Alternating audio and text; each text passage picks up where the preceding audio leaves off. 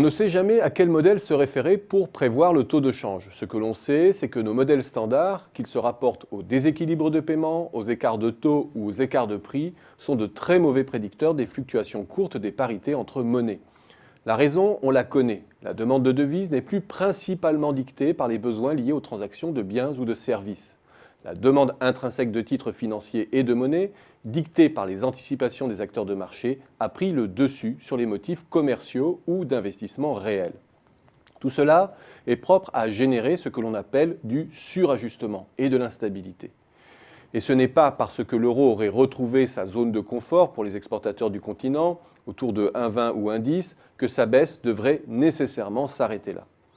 Si nous avions il y a 6 mois évoqué la possibilité d'un retour à la parité entre euro et dollar, ce n'était pas sur la base d'un modèle meilleur ou encore moins plus précis qu'un autre. Nous avions juste pris en compte les quelques rares régularités qui caractérisent l'évolution du change. 1. Le taux de change connaît des fluctuations longues autour de ce que l'on appelle la parité de pouvoir d'achat, c'est-à-dire qu'il s'enroule à très long terme autour de la parité qui égalise les prix entre deux régions du monde. C'est un point de référence très grossier, mais qui nous dit que les écarts de coûts et de productivité qui sous-tendent la formation des prix entre deux régions finissent par jouer comme force de rappel.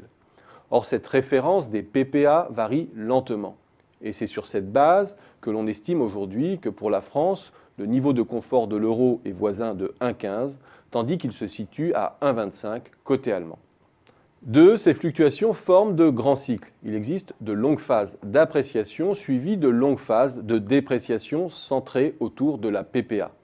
Et c'est au nom de ces grands cycles que nous avions évoqué la possibilité d'un retour à 1 pour 1. Pourquoi avons-nous prédit ensuite que le début de dépréciation de l'euro qui se dessinait mi-2014 s'inscrivait probablement dans un de ces grands cycles, pour 3 raisons principales.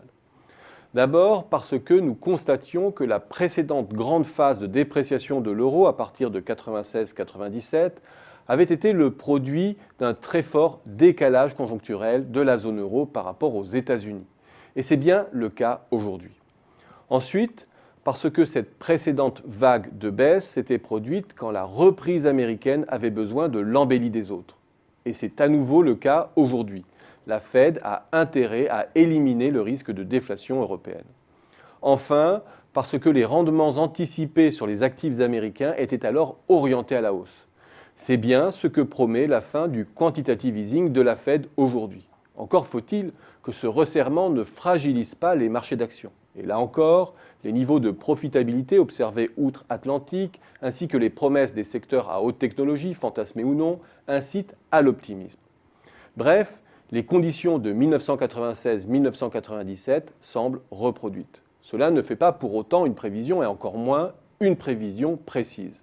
Cette analogie nous donne juste 2 indications. Premièrement, la baisse de l'euro et son maintien sous sa PPA peut s'inscrire dans la durée, de l'ordre de 5 ans, si l'on se réfère par exemple au cycle que je viens de citer. Cette durée va dépendre de la capacité de l'économie américaine à encaisser la revalorisation du dollar. Nous supposons pour l'instant que l'économie US a cette capacité, mais seule l'épreuve des faits nous dira ce qu'il en est.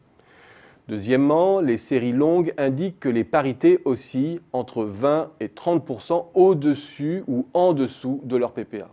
Cela veut dire que l'euro peut briser le plancher des 1, mais pas beaucoup plus. À 0,8, il serait déjà 35 à 40% inférieur à sa parité de pouvoir d'achat.